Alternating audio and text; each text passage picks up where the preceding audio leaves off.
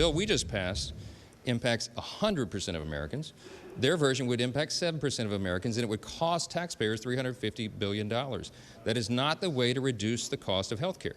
The Democrats do not want a solution they just demonstrated because they voted against this bill. They want an issue for the election.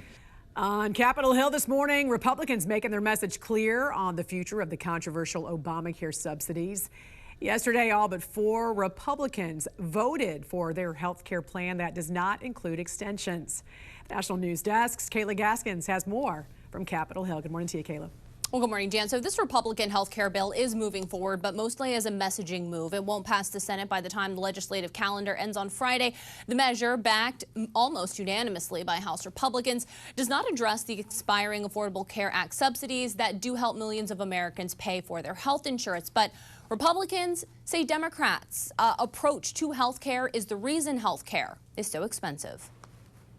Now we're sitting here and we're listening to nonsense about health care, where my colleagues on the other side of the aisle sit here saying, well, you guys aren't doing anything about the massive expensive cost of health care. Why do you think it's expensive?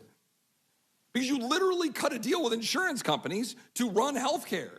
You think that's going to run wild? Yeah. That's why they have 2,000% profit increases, and the American people can't afford to go to the doctor of their choice while we enrich insurance companies. And Jan, these subsidies were never supposed to be permanent. They were only created during the COVID pandemic, and they are expiring at the end of the year. Now to Capitol Hill, where the battle over Obamacare continues, as you just heard Ryan mention, as a January 1st deadline looms. House Speaker Mike Johnson was asked today about whether moderate Republicans will sign on to a discharge petition to extend the Affordable Care Act subsidies for millions of Americans. Here is his response. Take a listen. We have to see what happens. I hope not. I've discouraged it. I mean, a discharge petition, by its very nature, goes around the regular order process of the legislative body, where consensus is built and good ideas are formed and passed into law. Shortly after, 4 moderate Republicans did what Johnson said they shouldn't do: sign on to the petition. Joining Democrats to force a vote in the Senate is unlikely.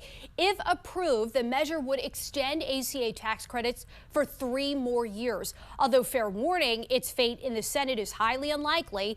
Meantime, the House GOP successfully passed a health care bill this evening that does not address those subsidies, all but ensuring that these subsidies could still lapse at the end of the year.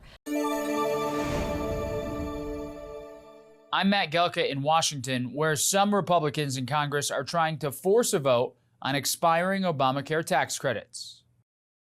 The House's health care bill has opened up some rifts within the Republican Party. The bill does not include any extension of expiring Obamacare subsidies, which could cause a premium spike for millions of Americans. And House Speaker Mike Johnson wouldn't bring the issue up for a floor vote. I am pissed for the American people. This is absolute bullshit.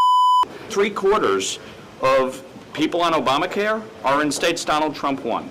So maybe, just maybe, everybody should look at this and say, how do we actually fix the healthcare system? Lawler was one of 4 Republicans who broke with his party and joined with Democrats on a discharge petition forcing a vote on a 3-year extension of the tax credits. Even some Republicans agree that action is urgent.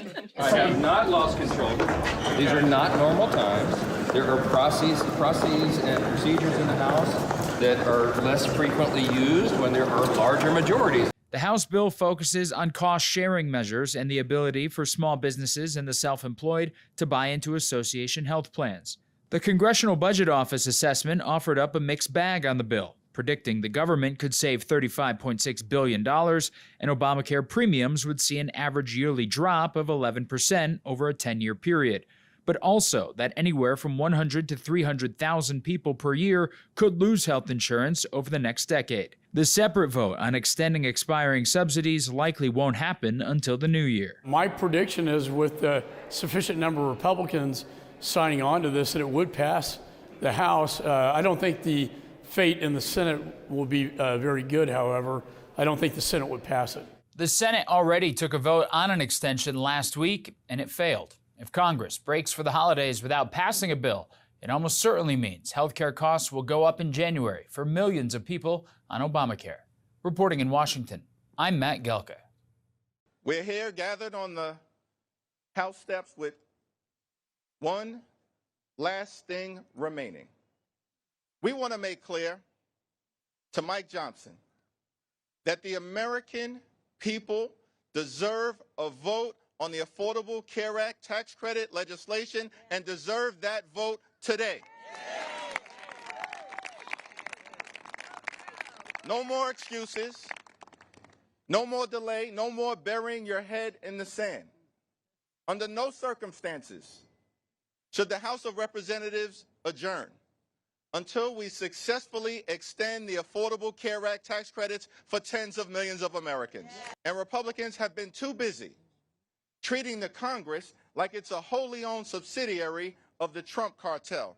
Let me be clear about something. We ain't down with any of that. House Democrats aren't here to bend the knee to Donald Trump. We're here to bend the arc of the moral universe toward justice. The Republican health care crisis is unacceptable, unconscionable, and un-American. And our message to Mike Johnson is clear. You can run, but you cannot hide.